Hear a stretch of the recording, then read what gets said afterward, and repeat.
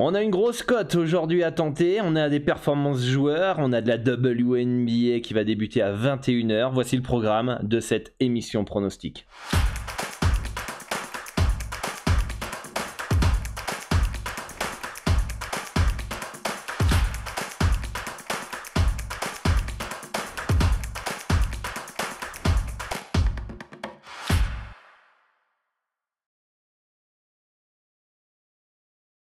Salut à tous, c'est Dorado, j'espère que vous avez la forme avec un beau petit programme aujourd'hui avec la suite de cette série entre Boston et Miami de la WNBA et cette émission qui va se dérouler en plusieurs parties. Première partie, les résultats des pronostics de la dernière émission, les analyses et les pronostics du jour, ainsi qu'une troisième partie avec les performances joueurs. Et si vous souhaitez que je continue à faire ces vidéos qui me prennent du temps et qui sont totalement gratuites, merci à tous de soutenir la chaîne et soutenir le travail en vous abonnant à la chaîne YouTube, activez la cloche des notifications pour ne louper aucune des prochaines émissions et être prévenu dès la publication des vidéos.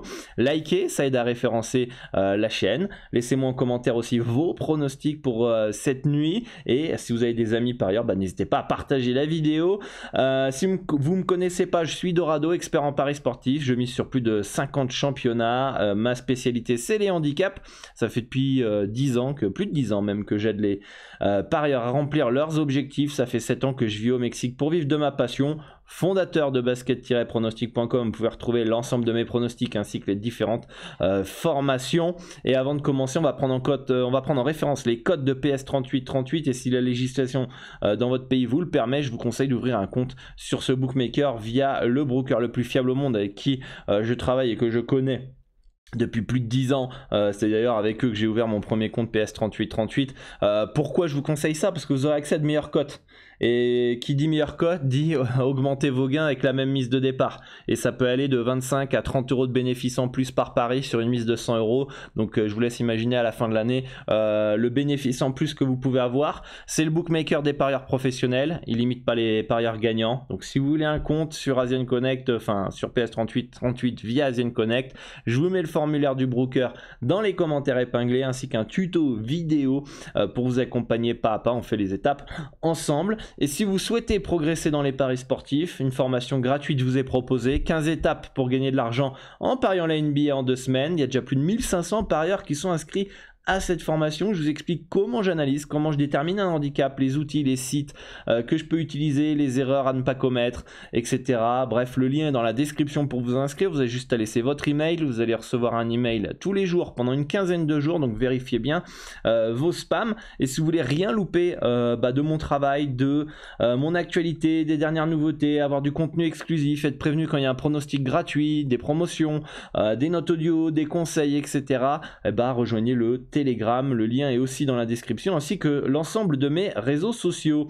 Let's go pour les résultats de la dernière émission. Golden State qui s'impose 2-0 face à Dallas. On avait conseillé Golden State à 1,41 lors de la dernière émission. On a eu chaud puisqu'ils ont été largement menés pendant un moment, mais ça passe. Et puis Connecticut qui n'a pas forcé face à Indiana qui s'impose 94-85.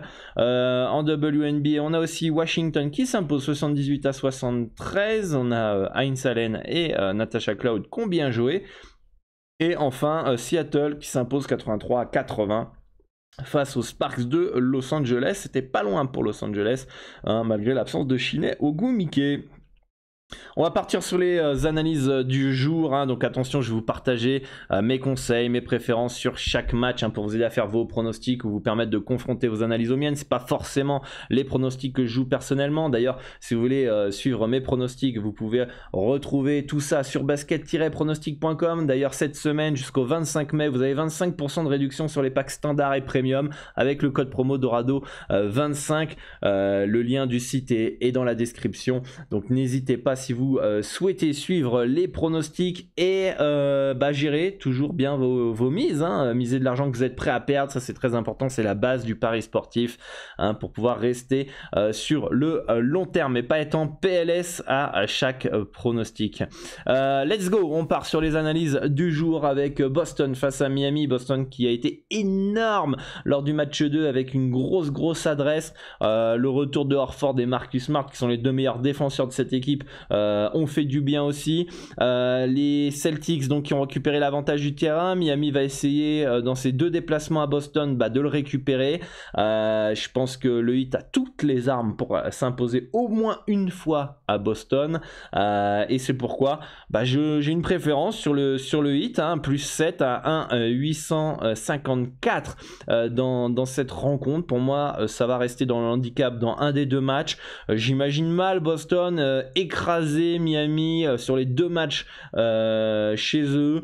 On peut même tenter un Miami à 3,22 sur les 2 matchs. Comme ça, si vous êtes en flat betting, vous pouvez faire du bénéfice en espérant qu'ils vont gagner au moins un des 2 matchs pour cela. Ils peuvent très bien perdre les 2 en restant dans l'handicap aussi. Je trouve que l'handicap, il est à la fois haut, mais quand on regarde le score potentiel, regardez bien, 108 à 103, il est peut-être pas si haut que ça.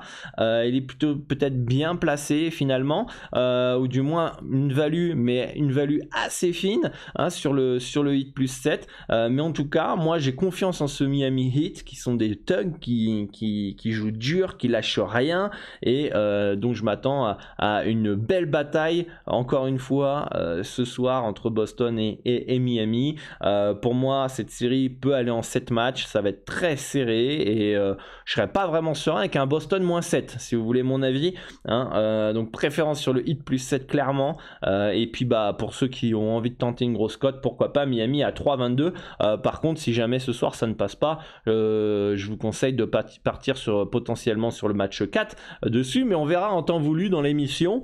Déjà on verra aussi la cote proposée par les bookmakers à ce moment là, mais je pense qu'en flat betting, une petite mise, on peut faire 1 sur 2 en jouant Miami sur cette rencontre. Donc voilà, dites-moi en commentaire ce qui vous intéresse sur cette rencontre. On a Kyle Lowry et PJ Tucker qui sont incertains. Derrick White, je l'ai mis incertain parce qu'il y a eu des problèmes perso, il n'a pas joué lors du dernier match. Donc voilà, j'ai pas plus d'informations, que je le mets incertain. Je sais pas s'il va jouer ou pas, mais c'est pas forcément un joueur majeur. Partons en WNBA avec Las Vegas face à Phoenix, 2 équipes qui sont déjà rencontrées 2 fois pour 2 belles fessées de Las Vegas Aces. Alors est-ce que ça va encore continuer? En tout cas, le score potentiel 92 à 79 annonce un beau écart entre les 2 équipes. La probabilité de PS 38-38, 77,40%, 77,40% de probad win pour Las Vegas. Est-ce qu'on n'aurait pas d'ailleurs des Aces qui seraient une équipe très chiante pour le Mercury, qui n'arrive pas à faire les ajustements? On verra. On a Skylar Diggins-Smith qui game time decision dans cette rencontre. Ce serait une absence de taille pour Phoenix, en plus de Brittney Griner forfait. Moi je m'attends à une victoire de Las Vegas. Je serais pas surpris qu'il y ait fessé. Je serais pas surpris que Phoenix reste dans l'handicap aussi. Je pense quand même qu'on va avoir du point et du scoring dans cette rencontre entre 2 équipes qui aiment pas trop défendre, on va dire, et qui bombardent. Donc un petit over 168,5 à 1,943 me semble intéressant dans cette rencontre. Et puis enfin en WNBA aussi, Dallas Wings face à Minnesota. On a Natasha Collier qui est forfait, Crystal Dangerfield qui est partie à New York. On a eu l'information franchement il y a peut-être une demi-heure avant l'émission. Dimeris Dantas qui est forfait, et Nathalie Ashonwa qui est forfait aussi. McBride est revenu, ça c'est un grand bien pour le Lynx. Après, encore une fois, est-ce qu'elle va tout faire? Est-ce qu'elle va pouvoir tout faire pour pouvoir combler les manques du côté du Lynx? Moi, je pense que Dallas, c'est jamais simple à jouer chez eux. Elles peuvent créer entre guillemets la surprise en étant favorites. Moi, ça ne m'étonnerait pas de voir Dallas s'imposer face à cette équipe de Minnesota où j'attends de voir. Pour le moment, le début de saison est catastrophique. Peut-être qu'il va falloir quelques matchs avant de voir le vrai visage de Minnesota, mais pour le moment, difficile de partir sur le Lynx. Ça reste de la spéculation sur le retour de McBride Minnesota va être meilleur et va gagner, etc. Donc moi, pour le moment, j'ai plus de certitude sur Dallas que Minnesota, donc préférence sur le Wings, pardon, à -3 à 934. Et partons sur les performances joueurs. Alors là, on a de la belle cote, on a des petits bêtes qui sont sympas, que j'ai bien aimé. Bam Adebayo, over 2,5 passes à 2,07, il tourne à 3,5 passes. Alors certes, en playoff, il fait un peu moins de passes, mais je pense qu'il est capable de créer du jeu et de faire ses petites 3 passes. 2,07, ça se tente. Robert Williams, over 7,5 points, il tourne à 10 points de moyenne par match. Alors certes, il a été gêné physiquement. Et Du coup, il est un peu irrégulier, quoi. Il est capable de mettre 18 points, puis ensuite le match d'après 5 points, etc. Mais je pense que à son niveau, avec quelques petits alley-oops, quelques petits rebonds offensifs, quelques petits tirs, etc., il peut marquer ses petits 10 points qu'il a en moyenne. Un 2-0-3, ça peut se prendre. Et enfin, PJ Tucker, s'il joue évidemment, puisqu'il est incertain, over 0,5, panier à 3 points à 1,44. Alors la cote paraît pas folle, mais en tout cas, il a les opportunités pour tirer, hein, notamment dans le corner. Hein, ça fait depuis des années qu'on voit PJ Tucker tirer dans le corner. Hein, donc il en met un seul et ça sera bon pour celui-là. Dites-moi en commentaire ce que vous en pensez de ces 3 performances joueurs, les amis. Dites-moi si vous en avez repéré d'autres. Hein, c'est fait pour ça, la barre des commentaires. Et si vous voulez suivre l'ensemble de mes pronostics, rendez-vous sur basket-pronostic.com. Hein, pas uniquement sur la NBA et la WNBA, mais sur aussi l'ensemble des autres championnats. Je vous rappelle, moins 25% sur les packs standard et premium avec le code promo Dorado25.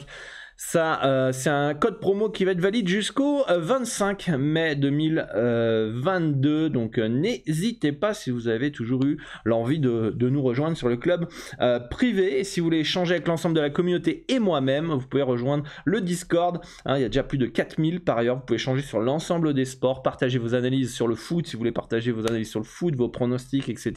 Il y a des petits challenges pour vous booster à progresser dans les paris sportifs, des conseils, des tutos. Bref, le lien du Discord est dans la description, les amis. Voilà, dites-moi en commentaire ce qui vous intéresse pour cette nuit. Bonne chance à tous et puis on se retrouve sur le Discord pour suivre la soirée tous ensemble. Ciao ciao.